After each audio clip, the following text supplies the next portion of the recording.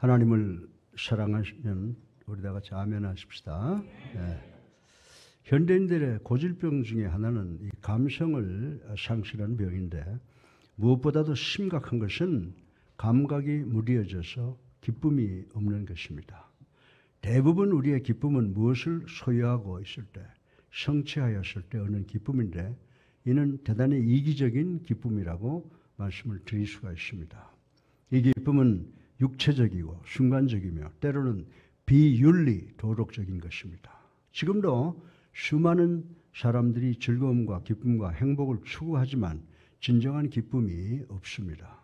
사실 진정한 기쁨은 존재적 기쁨인데, 이는 예수님을 구주로 살아계신 하나님의 아들로 믿음으로 의롭다함을 얻어 성도로 변화된 존재에 대한 기쁨이라고 성경은 우리들에게 가르쳐주고 있습니다.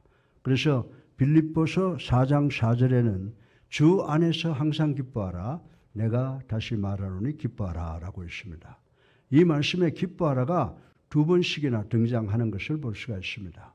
이 말씀은 해석을 하면 즐거움으로도 해석이 되는데, 이 단어는 원어에 들어가 보면 자랑이라고 번역을 하고 있습니다. 성경 전체에 즐거워하라 라고 하는 말이 150회 이상 정도 나온다고 통계를 잡고 있습니다. 그리스도인들은 즐거워하는 사람들이라고 하는 것입니다. 왜 그렇습니까? 세상 죄로부터 해방된 사람들이기 때문이라고 성경은 우리들에게 가르쳐주고 있습니다. 그리고 말라기 선지자는 말라기서 4장 2절에 외양간에서 나온 송아지가 뛰어노는 것으로 성도의 기쁨을 잘 설명해 주고 있는 것을 우리는 볼 수가 있습니다. 예수 믿게 되면 예수 믿는 것이 너무 기뻐 자랑할 수밖에 없고 예수님을 전할 수밖에 없다고 성경은 우리들에게 가르쳐 주고 있습니다. 다시 말해서 예수 믿고 의롭게 되어 우리가 그리스도인이 된다는 것은 기쁨인 동시에 축복이라고 바울은 오늘 본문 말씀을 통해서 누누이 설명하고 있습니다. 따라서 오늘은 본문을 통하여 성도의 기쁨과 축복이 무엇인지 살펴보고 우리 모두 은혜 받기를 주님의 이름으로 축원합니다. 오늘 설교 본론의 첫째로 의롭다함을 얻은 자들이 하나님과 더불어 누리는 화평과 영광 그리고 확증에 대해서 생각을 해 보겠습니다. 우리 다 같이 1절을 읽어 보겠습니다. 시작.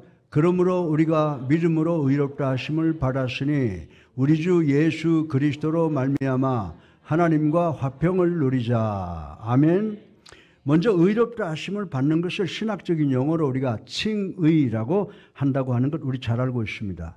법정 용어로는 법정에서 판사가 피고에게 무죄를 선고하는 것이라고 말씀을 할 수가 있습니다.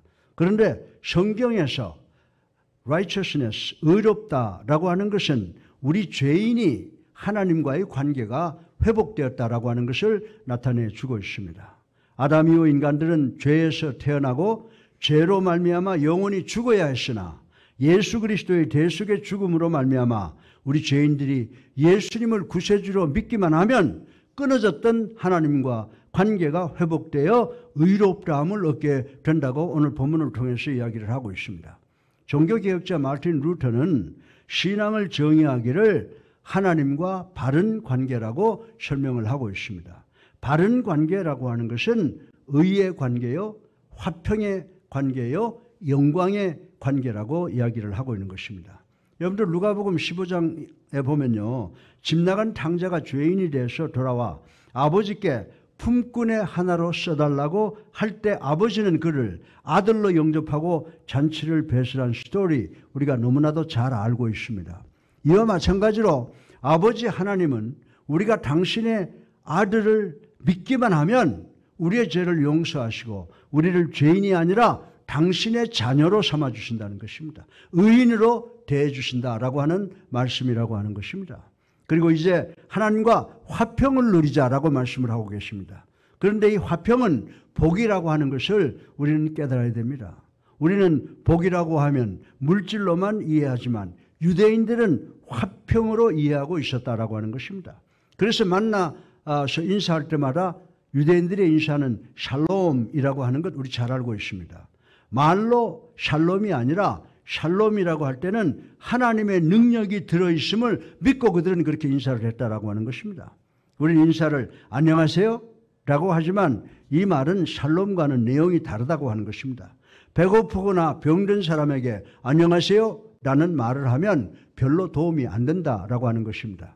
그러나 샬롬은 배고픈 자에게 빵을 포함하고 병든 자에게 치료가 포함되며 감옥에 있는 자에게는 자유가 포함된다라고 하는 것입니다. 더 나아가서 샬롬이라고 하는 단어 안에는 하나님의 능력이 포함된 것을 그 이스라엘 백성들은 믿었다라고 하는 것입니다.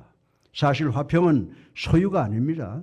화평은 소유가 아니고 누리는 것이라고 하는 것 우리 잘 알고 있습니다. 물질은 소유했다고 해서 내 것이 아니고 내가 누려야 그것이 바로 내 소유가 된다라고 하는 것입니다. 여러분들 어떤 사람들 보면요, 집을 사놓고 그 집에 살아야지 평생 그 집을 남에게 렌트, 임대만 한다면 그 집은 내 집이 아닌 것과 마찬가지라고 생각할 수가 있다라고 하는 것입니다. 오래전에 미국의 최고의 구두쇠로 꼽힌 사람은 힐리 그린이라고 하는 아주 늙은 할머니였습니다. 이 할머니는 아들을 하나 두었는데 아들이 병이 나서 다리에 수술을 해야 했지만은 수술비가 아까워서 병원에 가지 않아 결국 한 다리를 절단해야 되는 사정에 빠졌습니다. 그리고 1916년에 이 할머니가 돌아가실 때 그 병명이 뭔지 아세요? 영양실조로 죽었다라고 하는 것입니다. 할머니가 돌아가신 후에 통장이 하나 있는데 그 통장에는 1억 불이라는 돈이 들어있었다고 하는 것입니다. 그 큰 돈을 가지고 있었지만 한 푼도 쓰지 않고 남겨두고 죽은 그 부가 무슨 소용이 있느냐라고 하는 것은 우리가 상식적으로 생각해 봐도 이해할 수가 있는 것입니다. 사랑하는 성도 여러분, 우리는 창조주 하나님의 자녀로서 엄청난 부유함을 소유하고 있다고 하는 것입니다. 구하기만 하면 엄청난 소유를 가질 수 있는데 구하지 아니하고 나는 가진 것이 아무것도 없다라고 낙심하기만 하면 무슨 소용이 있느냐라고 하는 것입니다. 누가복음 15장 이하에 탕자가 돌아왔을 때 아버지는 송아지를 잡고 잔치를 벌이고 있을 때 형이 아버지에게 뭐라고 말합니까? 재산을 다 탕진한 동생을 위해서 이렇게 송아지를 잡고 하는 큰 잔치를 하는데 그동안 당신을 위해서 성실하게 일한 나에게는 친구와 함께 먹도록 송아지는커녕 염소 새끼 한 마리도 주셨습니까? 라고 불평을 하는 것이 기록이 되어 있습니다. 이 아버지가 뭐라고 말합니까? 아들아, 내가 언제 나한테 달라고 해보았느냐? 왜 요구하지 않고 불만만 하느냐? 내 것이 다 너의 것이 아니냐? 얼마든지 구하라. 내가 다 줄 것이다. 라고 하는 기록이 성경에 기록되어 있는 것을 우리는 읽어볼 수가 있는 것입니다.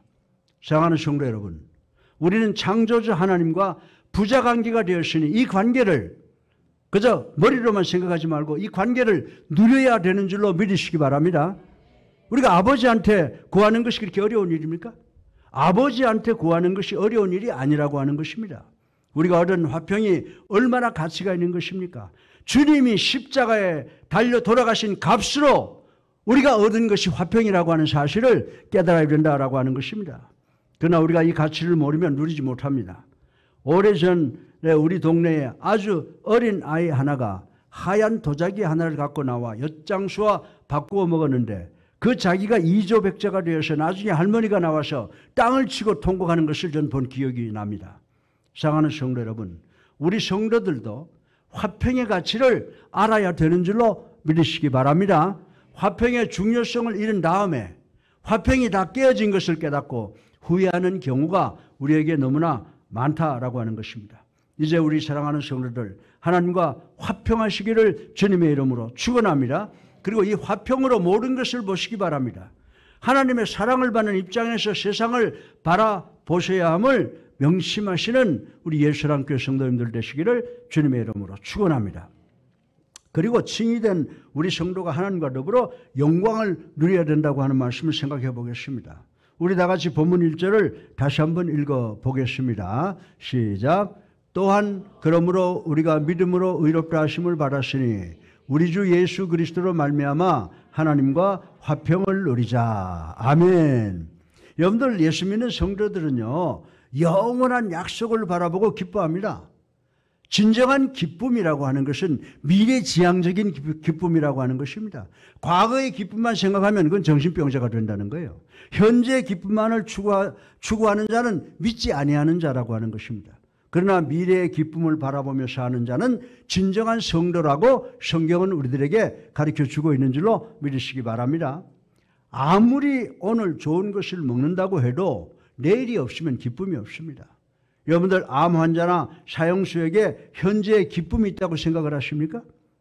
독일의 한 고아원에서 있었던 이야기입니다. 2차 대전 후 고아들이 밤마다 우는 모습을 원장이 발견을 했습니다. 그래서 그 원장은 아동 심리학자를 동원해서 연구를 해서 그 이유를 알아냈습니다. 오늘은 먹을 것이 있는데 내일이 불안하기 때문에 아이들이 우는 것이라고 하는 그 울음의 동기를 알아냈다고 하는 것입니다. 그래서 자기 전에 내일 먹을 빵을 미리 배급했더니 아이들이 울음을 그쳤다라고 하는 연구 보고서가 나와 있는 것을 읽어본 적이 있습니다. 로마서 5장 2절 중반절에 보면요. 이 은혜에 들어감을 얻었으며 라고 있습니다. 현재 우리는 지금 하나님의 은혜 안에 살고 있는 줄로 믿으시기를 주님의 이름으로 축원합니다. 이것도 은혜입니다. 저것도 은혜입니다. 늦어지는 것도 은혜입니다. 실패도 은혜입니다. 처음부터 끝까지 다 하나님의 은혜라고 하는 것입니다. 이렇게 믿고 사는 것이 항상 기쁨이요 항상 감사라고 바울은 오늘 본문을 통해서 우리에게 가르쳐주고 있다고 하는 것입니다. 이것이 바로 성도의 축복입니다. 그리고 2절 하반절에 하나님의 영광을 바라보고 즐거워하느니라 라고 말씀했습니다. 바울은 디모데후서 4장 7절로 8절에서 경주하는 사람처럼 오직 하나님의 영광만을 위해 선한 싸움을 싸우고 믿음을 지켰으니 이제 후로는 의의 면류관을 받을 것을 보고 현실은 어렵지만은 즐겁게 살아가고 있다고 고백한 사실을 우리는 너무나도 잘 알고 있는 것입니다. 골로새서 3장 1절에 너희가 그리스도와 함께 다시 살림을 받았으면 위의 것을 찾으라. 거기는 그리스도께서 하나님 우편에 앉아 계시느니라 라고 했습니다. 사랑하는 성도 여러분, 여러분이 세상 살다가 전후 좌우가 다 막히면 어떻게 됩니까? 위로 하나님을 바라보아야 되는 줄로 믿으시기를 주님의 이름으로 축원합니다. 예수 믿기가 어렵고 힘들 때가 한두 번입니까? 예수 믿기 때문에 참아야 하고 예수 믿기 때문에 손해보아야 하고 예수 믿기 때문에 억울할 때가 얼마나 많이 있습니까? 그때는 하나님의 영광을 바라보라고 바울은 이야기를 하고 있습니다. 여러분, 장로교가 우리나라 대단히 유명하죠. 장로교를 창시한 칼빈은 뭐라고 그랬어요? 나는 오직 하나님의 영광을 위해서 사노라고 외치며 살았다고 하는 것입니다. 이 오직 하나님의 영광이 장로교 신학의 근간이라고 하는 것입니다. 하나님의 영광을 바라보고 살다가 마지막 임종 때는 하나님의 영광을 26번을 외치고 세상을 떠나갔다라고 하는 이야기가 있습니다. 로마서 8장 18절을 보세요. 지금의 고난은 장차 우리에게 나타날 영광과 비교할 수 없노라. 아멘. 이 땅에서 하나님의 영광을 바라보고 사는 것이 성도의 축복인 줄로 믿으시기를 주님의 이름으로 축원합니다. 또한 환난 중의 즐거움에 대해서 생각을 해보겠습니다. 우리 다 같이 3절부터 4절을 읽어보겠습니다. 시작. 다만 이뿐이 아니라 우리가 환난 중에도 즐거워하나니 이는 환난을 인내는 연단을 연단은 소망을 이루는 줄 알미로다. 아멘. 여러분들, 즐거움이라고 하는 것은요, 이해하지 못하면 아무 소용이 없어요. 이 즐거움은 아는 데 있습니다. 아는 것이 매우 중요합니다. 기쁨은 알기 때문에 우리가 즐거워하는 것입니다. 뭘 알까요? 내세의 하나님의 영광의 면전에서 사는 것이 기쁨이지만 여러분들, 이 땅에 살면서도 우리가 기쁨을 누릴 수 있다고 하는 것을 바울은 이야기를 해주고 있는 것입니다. 환난 좋아하는 사람 있으면 손 들어보세요. 예, 환난은 좋은 것이 아닙니다. 그래서 모든 사람이 환난 그러면 치를 떠고 싫어합니다. 고난, 환난, 질병 이런 것들이 나에게 다가온다고 하면 견디기가 참 어렵습니다. 그러나 그 고통의 결과가 축복이라고 하는 것을 안다면 즐거울 수밖에 없다는 것을 바울은 우리에게 가르쳐 주고 있습니다. 하나님이 나를 사랑하기 때문에 주는 고통이라고 믿는다면 문제가 될 것이 하나도 없다라고 하는 것입니다. 그래서 로마서 8장 28절을 보면 바울이 이렇게 외칩니다. 하나님의 뜻대로 부르심은 부르심을 입은 자들에게는 모든 것이 합력하여 선을 이루게 되느니라. 아멘. 환난은 인내를 가져온다고 그랬습니다. 인내라고 하는 단어의 원어를 보면요, 참는다라고 하는 의미보다는요, 어떻게 번역하는 줄 아세요? 세상을 이기는 힘이라고 번역된 것이 더 유행되고 있다는 사실을 우리는 알 수가 있습니다. 하나님과 화평한 성도는 환난이 하나님의 은혜인 줄 알고 감사하기 때문에 웬만하면 어떠한 환난도 이길 수 있는 인내심이 생긴다고 바울은 가르쳐주고 있습니다. 사랑하는 성도 여러분, 세상을 이기는 힘이 생깁니다. 또는 인내는 연단을 만듭니다. 금이나 쇠붙이를 불문불 속에 넣었다가 꺼내서 때리면 점점 강하게 된다는 것을 우린 잘 알고 있습니다. 이것을 가리켜서 연단이라고 합니다. 욥기 23장 10절에 욥은 뭐라고 말하고 있습니까? 그가 나를 단련하신 후에는 내가 뭐같이 나온다? 순금같이 나오리라라고 고백을 했습니다. 강철은요, 새 중에 왕이라고 이야기를 합니다. 강철은 때려서 만듭니다. 불무에 굽기만 해서는 되는 것이 아니라고 하는 사실을 우린 잘 알고 있습니다. 인간의 인격이나 신앙도 마찬가지라고 저는 생각을 합니다. 환난을 통해야 이 죄악의 찌꺼기가 다 떨어져 나간다고 말씀을 드릴 수가 있는 것입니다. 연단은 인간의 죄성을 떨어지게 하는 도구라고 하는 것입니다. 성도는 연단에서 결단코 낙심하지 아니합니다. 오히려 연단을 통해 소망을 이루기 때문이라고 말씀을 드릴 수가 있습니다. 사랑하는 성도 여러분, 우리가 당하는 고통과 환난을 어떻게 이해하며 대처해야 합니까? 힌두교의 교리는요, 고통과 환난은 전생애의 죄값이라고 합니다. 또 불교의 교리에서는 욕심을 자신의 노력으로 해탈, 완전히 제거시켜야 한다고 주장을 합니다. 회교에서는 고통이라고 하는 것은 알라신이 준 것이니 운명으로 받아들여야 된다고 합니다. 현대 향락주의자들은 고난은 잊어버려야 한다고 하며 대신 술과 마약 그리고 쾌락으로 고통을 잊으라고 유혹을 하고 있다고 하는 것을 우린 잘 알고 있습니다. 그러나 우리 기독교에서는 어떻게 말합니까? 우리 기독교에서는 고난을 즐거워하라 라고 말씀하고 있습니다. 왜 그럴까요? 결과가 소망이기 때문인 줄로 믿으시기 바랍니다. 그래서 성도가 된 것이 축복이라고 하는 것입니다. 제가 미국 툴리도에 있을 때 어느 미국교회 장로님이 사과 가수원에 한번 오라고 초청을 해서 갔더니 사과 나무가지를 사정없이 자르는 것을 보고 놀랐더니 제 표정을 보고 왜 놀라냐라고 하면서 사과나무는 이렇게 가지를 쳐주어야 후에 열매가 커진다라고 말하는 것을 들은 적이 있습니다. 저는 이 경우를 경험하면서 성도들에게도 성령의 열매를 맺기 위해서도 가지를 자르는 아픔, 고통이 필요하다라고 하는 것을 깨달았던 적이 있습니다. 사랑하는 성도 여러분, 고통과 환난의 아픔은 하나님이 우리 모두를 사랑하시어 이루어 가시는 역사라고 하는 것을 깨닫게 되면 우리가 당하는 환난을 기쁘게 즐겁게 극복할 수 있게 되는 줄로 믿으시기를 주님의 이름으로 축원합니다.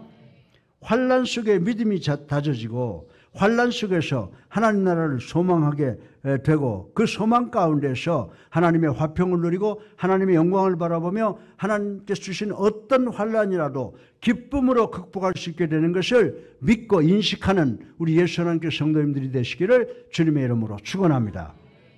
둘째로 우리 다 같이 예수 그리스도의 죽음의 결과를 통해서 우리 거듭난 성도에게 확정된 것이 무엇이냐 하는 것을 생각해 보겠습니다. 예수 그리스도의 죽음을 통해서 우리에게 확정된 것이 바로 하나님의 사랑인 줄로 믿으시기를 주님의 이름으로 축원합니다. 우리 다 같이 6절을 읽어 보겠습니다. 6절, 우리가 아직 연약할 때에 기약대로 그리스도께서 경건하지 않은 자를 위하여 죽으셨도다. 아멘. 따라하세요. 우리가 아직 연약할 때에 기약대로 그리스도께서 경건하지 않은 자를 위하여 죽으셨도다. 중요한 말씀이니까 제가 한번 따라 읽겠습니다. 여기 연약할 때라고 하는 말은 믿음이 약할 때를 가리키는 것이 아닙니다. 하나님을 알지 못할 때를 의미하는 것이라는 사실을 깨달아야 되는 줄로 믿으시기 바랍니다. 연약할 때라고 하는 말의 원어의 뜻은 소망이 없다는 것입니다. 예수 그리스도를 만나기 전에 여러분과 나를 포함한 우리 인간들은 스스로 구원의 길을 찾을 수 없고 소망이 없다는 말씀인 줄로 믿으시기 바랍니다. 그러나 로마서 5장 6절에 보면 기약대로라고 하는 말이 있는데 이 말은 정해진 시기에 적절한 때라고 하는 것을 가르쳐주고 있습니다. 하나님의 구원의 계획은 우연적이나 임시 대응적이 아니라 정한 때에 이루어진다는 것을 말씀하고 있는 것입니다. 사랑하는 성도 여러분, 우리 주님은 기약대로 다시 오실 줄로 믿으시기를 주님의 이름으로 축원합니다. 우리 예수 그리스도께서 우리 인류에게 가장 소망이 없을 때, 가장 절망적일 때 이 세상에 우리 죄의 대속자로 구원자로 오신 것처럼 우리 인간들에게 가장 소망이 없을 때 우리 주님은 심판주로 재림하시는 줄로 믿으시기를 주님의 이름으로 축원합니다. 그리스도께서 경건하지 않은 자를 위하여 죽으셨다라고 하셨는데 여기 경건하지 않은 자는 헬라어로 악한 자, 하나님을 섬기지 않는 자라는 의미인데 이 말씀을 통해서 우리도 사랑을 받을 수 없는 자가 하나님의 사랑을 받은 것을 알 수 있게 되기를 주님의 이름으로 축원합니다. 우리는 하나님의 사랑을 받을 자격이 전혀 없습니다. 7절을 보면 선인을 위해서 죽는 자가 간혹 있지만 의인을 위해서 죽는 자는 쉽지 않다라고 했습니다. 옛날에 임금을 위해서 죽는 자들이 간혹 있었으나 악인을 위해서 죽는 자는 없었다고 했습니다. 그러나 우리 주님이 불경건하고 악한 죄인을 위하여 대신 죽었다고 성경에 기록을 하고 있습니다. 이는 결코 있을 수 없는 특별한 사랑입니다. 이것이 바로 하나님의 위대한 사랑이라고 말씀하시는 것인 줄로 믿으시기를 주님의 이름으로 축원합니다. 그리고 하나님이 예수 그리스도의 죽음을 통해서 여러분과 저 그리고 우리 성도에 대한 사랑을 확증시켰었다라고 하는 것을 생각해 보겠습니다. 우리 다 같이 본문 8절을 읽어보겠습니다. 본문 8절 한번 읽어보겠습니다. 우리가 아직 죄인 되었을 때에 그리스도께서 우리를 위하여 죽으심으로 하나님께서 우리에 대한 자기의 사랑을 확증하셨느니라. 아멘이죠. 할렐루야죠. 예. 하나님이 여러분과 나를 포함한 우리를 사랑하셔서 주님을 이 땅에 오시게 하기 위하여 우리 죄를 대속하게 하기 위하여 갈보리 언덕 십자가에서 당신의 독생성자를 죽게 하셨다고 지금 바울은 이야기를 하고 있는 것입니다. 사랑하는 성도 여러분, 그리고 나와 여러분과 우리를 위해 주님이 돌아가신 것입니다. 이를 믿어야 합니다. 그리스도의 죽음이 우리를 위한 하나님의 사랑의 확증이라는 말씀인 것입니다. 확증한다는 말은 드러낸다는 뜻이며 현재형이라고 하는 것입니다. 과거의 사건이지만 현재 진행의 의미가 있다고 하는 것입니다. 예수 그리스도의 대속의 사역은 과거의 단회적인 사건이었지만은 바울이 이 서신을 쓸 때도 그리고 지금도 우리에게 확실하게 드러나는 사건이라고 하는 것입니다. 사랑하는 성도 여러분, 십자가의 사건이 하나님의 사랑인 것을 믿습니까? 예. 십자가의 사건이 2000년 전 갈보리 언덕의 사건으로 끝난 것이 아니고 21세기를 살아가고 있는 오늘 여러분과 나와 관계된 사건인 줄로 확실하게 믿고 깨닫는 여러분 되시기를 주님의 이름으로 축원합니다. 이것이 확증이란 뜻입니다. 경제 사정이 좋아지고 어렵고 힘든 삶이 평안해지고 연약한 몸이 건강해지는 것도 하나님의 은혜입니다. 그러나 여기서 머물러 있다면 우리는 성숙한 성도가 아니라고 하는 것입니다. 무엇이 잘 될 때 하나님의 사랑을 받고 있다고 생각만 하면 그 성도가 아니라고 하는 것입니다. 적어도 성도는 말씀이 증거하시는 대로 십자가만을 바라보며 하나님의 사랑을 깨달을 줄 알아야 되는 줄로 믿으시기 바랍니다. 십자가 하나만 쳐다보면서 만족하고 감사해야 된다라고 하는 것입니다. 우리가 하나님의 축복으로 부귀영화를 다 누리고 있다고 가정을 해보십시다. 그렇다고 사업이 크게 되고 좋은 집을 얻고 명예와 권력과 황금을 받는 것은 아닙니다. 만약에 주님이 부활하셔서 제자들에게 황금을 한 덩어리씩 나눠 주었다면 제자들은 지금쯤은 그것을 다 잃어버렸을 것이라고 생각할 수가 있습니다. 바울은 로마서 1장 7절 서두에 우리에게 은혜와 평강이 있기를 원하노라. 아멘. 금은보와 부귀영화가 아니라 뭐가 있기를? 은혜와 평강이 있기를 원하노라 라고 했습니다. 은혜를 주셨고 평강을 선물로 주셨다고 하는 것입니다. 여러분들 은혜의 뜻이 뭡니까? 은혜라고 하는 것은요, 기쁨이라는 의미를 갖고 있습니다. 또 평강이라고 하는 말은 무슨 의미를 가지고 있는지 아세요? 묶여진다는 뜻이 있다고 하는 것입니다. 그래서 우리가 하나님의 은혜로 묶여져 있다는 것인 줄로 믿으시기 바랍니다. 하나님이 주신 선물은 소유가 아니에요. 하나님이 주신 선물은 존재 자체를 바꾸어 놓는 능력인 줄로 믿으시기 바랍니다. 선물을 가졌다면 쉽게 없어지고 잊어버리고 빼앗기지만 존재 자체는 어떤 상황에서도 없어지지 아니한다라고 하는 것입니다. 내 마음속에 있는 기쁨, 내 마음속에 있는 평화, 내 마음속에 있는 이 행복을 누가 빼서 가겠습니까? 아무것도 없어도 십자가 하나만을 생각해도 기쁨이 넘치는 존재로 바뀌어지는 것을 이야기하는 줄로 믿으시기를 주님의 이름으로 축원합니다. 가장 큰 문제가 뭐냐면요, 그게 죄라는 것이거든요. 모든 근심의 밑바닥에는요, 죄가 깔려 있습니다. 우리의 희망과 행복을 빼앗아가는 죄는 십자가로만 해결되는 줄로 믿으시기 바랍니다. 따라서 우리는 십자가 하나만 보아도 하나님의 사랑이 내 심령에 확증되어야 한다라고 하는 것입니다. 로마서 8장 35절로 37절에 있는 말씀 우리 한번 읽어볼까요? 없어요? 따라하세요. 누가 우리를 그리스도의 사랑에서 끊으리요? 환난이나 곤고나 박해나 기근이나 적신이나 위험이나 칼이랴. 아멘. 이렇게 고백하는 성도가 정말 위대한 사람입니다. 우리 이런 성도는 물질과 명예와 인기와 지식과 권력이 없어도 우리와의 사랑을 죽음으로 확정하신 예수님을 믿음을 통하여 자신의 존재가 성도로 변화된 것에 대해서 감사하고 만족하는 성도들이 되시는 줄로 믿으시기를 주님의 이름으로 축원합니다. 세 번째로 마지막으로 칭의받은 성도는 구원의 확신과 하나님 안에서 희락을 누리게 됨을 생각해 보겠습니다. 우리 다 같이 9절을 읽어보겠습니다. 시작. 그러면 이제 우리가 그의 피로 말미암아 의롭다 하심을 받았으니 더욱 그로 말미암아 진노에서 구원을 받을 것이니. 아멘. 대단히 중요한 말씀입니다. 현재의 구원과 미래의 구원을 말씀하고 있는 것입니다. 여러분이 세례받아 거듭날 때 예수 그리스도의 십자가의 보혈로 말미암아 의롭다 하심을 받았다고 믿습니다. 예. 이는 과거의 사건이지만은 이는 여러분의 현재 구원을 보증하는 사건인 줄로 믿으시기 바랍니다.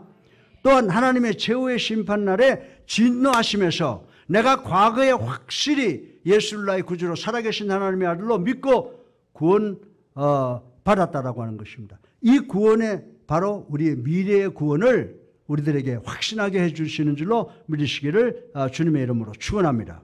하나님이 우리를 사랑하셔서 독생자를 주셨고 그 피로 말미암아 우리를 의롭다 하셨다면 그 위대한 희생과 값비싼 대가를 주고 사신 우리를 다시 마귀의 노예가 되게 하여 지옥으로 보내시겠습니까? 아니죠. 아니라고 생각하세요. 틀림없어요. 제가 처음에 예수 믿고 나니까 장로교에서는 이런 말을 들어본 일이 없어요. 미국에서 나온 선교사가 Are you saved? 그러거든요. 당신 구원받았어? 그래서 내가 죽어봐야 알지. 처음에 그랬다니까요. 아니요. 근데 바울은 오늘 본문을 통해서 여러분이 예수를 구주로 살아계신 하나님의 아들로 믿고 영접하고 세례받으면 영원히 구원받는다는 겁니다. 이게 성경이 우리에게 주는 거예요. 제가 예를 한번 들어볼게요. 만약 우리 성호와 혜리 집사가 우리 부부의 자녀로 태어났는데 세상을 살다가 실수로 죄를 지었습니다. 그러면 제가 너희는 더 이상 내 자식이 아니다라고 하고 제 호적에서 파냅니까? 아니죠. 우리 부모의 은혜로 회초리로 때려서라도 고쳐서 정상적인 자식으로 만든다라고 하는 것은 우리 모두가 다 동의할 것입니다. 마찬가지로 우리 그리스도인들도 일시적으로 타락할 수는 있습니다. 세상에서 방황하거나 세상 풍조에 밀려 요동할 수 있습니다. 그러나 우리는 결코 지옥으로 안 갑니다. 우리의 잘못된 그 행위 때문에 하나님께서 당신의 하나밖에 없는 독생성자 예수 그리스도의 십자가의 보혈의 은혜를 그 희생을 무효화시키겠습니까? 아니라고 하는 것입니다. 하나님은 우리를 회초리를 쳐서라도 바른 길로 인도하실 줄로 믿는 우리 모두가 되시기를 주님의 이름으로 축원합니다. 그래서 우리가 진심으로 회개하고 예수님을 영접했다면 여러분 그리고 우리 모두는 구원받았다고 확증적으로 말할 수 있다는 것이 바울의 신학이라고 말씀을 드릴 수가 있습니다. 과거가 있어야 현재가 있고 현재가 있어야 미래가 있습니다. 주님의 그 귀한 보혈을 믿고 세례받은 것은 우리에게 과거의 구원을 입증하는 것입니다. 그리고 세례를 통하여 우리에게 입혀주신 하나님의 칭의요, 즉 의롭다 하심은 현재 구원을 보증하는 것입니다. 또한 그 세례는 하나님의 심판의 진노에서 벗어나는 미래의 근원을 보증해 주는 것인 줄로 믿으시기를 주님의 이름으로 축원합니다. 과거의 세례를 통하여 믿어 의로워진 우리는 현재도 그리고 미래에도 심판이 없다라고 하는 것이 성경이 우리들에게 가르쳐주는 말씀인 것입니다. 그러면 우리는 우리 마음대로 살아도 되나요? 네? 그렇게 말할 수 없습니다. 지금 현재 심판이 있다는 것입니다. 성도답게 살지 못하면 언제든지 하나님께서 회차리도 치시고 징계하셔서 가르쳐서 되돌아오게 하시는 줄로 믿으시기를 주님의 이름으로 축원합니다. 사랑하는 성도 여러분, 예수 그리스도의 대속의 보혈은 능력이 있습니다. 그래서 죄인인 우리를 의롭게 할 뿐만이 아니라 지금도 계속 다스리고 역사하여 성화에 이르시게 하는 줄로 믿으시기를 주님의 이름으로 축원합니다. 내가 정말 알아야 할 모든 것은 유치원에서 배웠다라고 하는 책 여러분들 한번 읽어보신 적 있어요? 유치원에서 배웠던 가장 단순한 진리가 성공적인 인생을 사는 데 있어서 중요한 진리가 된다는 내용의 책입니다. 정직해라. 남의 물건에 손대지 말라. 거짓말하지 말라. 남을 중상모략하지 말라. 등등을 유치원에서 가르쳐 주는데 이런 지식 모르는 사람이 이 세상에 있습니까? 그러나 이것을 지키지 못하여 감옥 가는 정치인들과 불행하게 되는 사람이 너무 많이 있다는 것을 우리는 부인할 수가 없습니다. 유치원에서 배운 지식대로 살지 않아서 폐가 망신한 사람들이 많이 있다라고 하는 것입니다. 기본적인 진리, 주의 피로 의롭다 하심을 받은 것, 구원받은 성도의 기본 진리인 줄로 믿으시기 바랍니다. 이것을 꼭 기억하시기 바랍니다. 성도답게 살아가시기를 주님의 이름으로 축원합니다. 하나님의 무조건적인 사랑으로 구원받는 것, 나는 죄인이라는 기본적인 신앙 고백을 언제나 기억하며 살면 구원의 완성과 최후의 승리를 얻게 될 것임을 믿으시기를 주님의 이름으로 축원합니다. 그리고 우리가 하나님의 원수 되었을 때 그리스도의 죽으심을 통해 하나님과 화목하게 된 자임을 생각해 보겠습니다. 하나님과의 화목 대단히 중요합니다. 우리 다 같이 본문 10절을 한번 읽어보겠습니다. 본문 10절 시작. 곧 우리가 원수 되었을 때에 그의 아들의 죽으심으로 말미암아 하나님과 화목하게 되었은즉 화목하게 된 자로서는 더욱 그의 살아나심으로 말미암아 구원을 얻은 것이니라. 아멘. 우리 인간들은 죄 때문에 하나님과의 관계는 단절되었습니다. 부부간에, 친구간에, 교우간에, 그리고 사회 동료 간에 서로 불화하게 되었습니다. 이때 누군가가 먼저 화해의 손을 내밀어야 됩니다. 그런데 하나님과 인간의 원수 관계에서 어떻게 하셨어요? 하나님이 먼저 적대 관계를 포기하시고 당신의 독생자를 보내시어 십자가에 못 박여 죽게 하심으로 그분의 피가, 보혈이 우리 인간의 죄값을 지불하고 하나님의 공의는 만족하게 되었다라고 하는 것입니다. 골로새서 1장 20절 보면요, 이런 말씀이 있습니다. 그의 십자가의 피로 화평을 이루사 만물고 땅에 있는 자들이나 하늘에 있는 것들이 그로 말미암아 자기와 화목하게 되기를 기뻐하심이라. 아멘. 우리가 하나님과 화목하게 되었다면 이제 누려야 되는 줄로 믿으시기 바랍니다. 누리는 게 뭡니까? 즐거움이라고 하는 것입니다. 마지막으로 11절에 보면은 이제 우리를 화목하게 하신 우리 주 예수 그리스도로 말미암아 하나님 안에서 또한 즐거워하느니라. 아멘. 이는 미래의 구원이 오늘 현재의 즐거움이 된다는 말씀인 줄로 믿으시기 바랍니다. 사랑하는 성도 여러분, 우리가 죽으면 천국 들어갈 것을 믿으시기 바랍니다. 미래가 보장되어 있습니다. 미래의 구원이 없이는 오늘 현재의 즐거움이 없다는 것입니다. 하나님의 은혜로 하나님의 사랑의 울타리 안에서 살면서 현재 구원과 미래 구원을 확보했을 때 마음속에서 솟아나는 즐거움은 인생의 최고의 기쁨이요, 최고의 즐거움이요, 최고의 자랑인 줄로 믿으시기를 주님의 이름으로 축원합니다. 시편 16편 2절로 3절에 이런 말씀이 있습니다.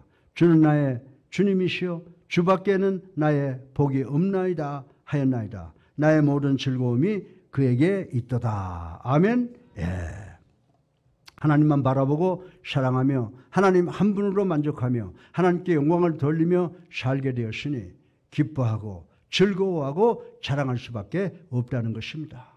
예수 믿게 된 것, 구원받은 것 기뻐하고 자랑하시는 우리 예수 하나님께 성도님들 되시기를 주님의 이름으로 축원합니다. 화목의 은혜를 받았습니다. 이것이 바로 우리가 모든 것을 여는 열쇠가 되어야 됩니다. 모든 막힌 것과 잠긴 것을 하나님과의 화목의 은혜, 이것으로 다 열어야 한다라고 하는 것입니다.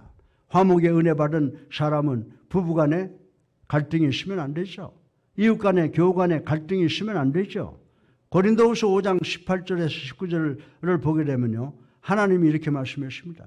우리에게 화목하게 하는 지체를 주셨으니 화목하게 하는 말씀을 우리에게 부탁하셨느니라. 아멘. 하나님과 화목하게 된 우리에게 세상에서 형제 자매와 서로 화목하게 하는 임무를 주셨다는 말씀인 것입니다. 행복은 우리 관계에서 비롯되는 것입니다.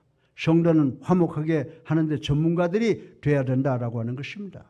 그러면 화목의 비결이 무엇입니까? 어떻게 하면 지금의 불화의 관계를 회복할 수 있나요?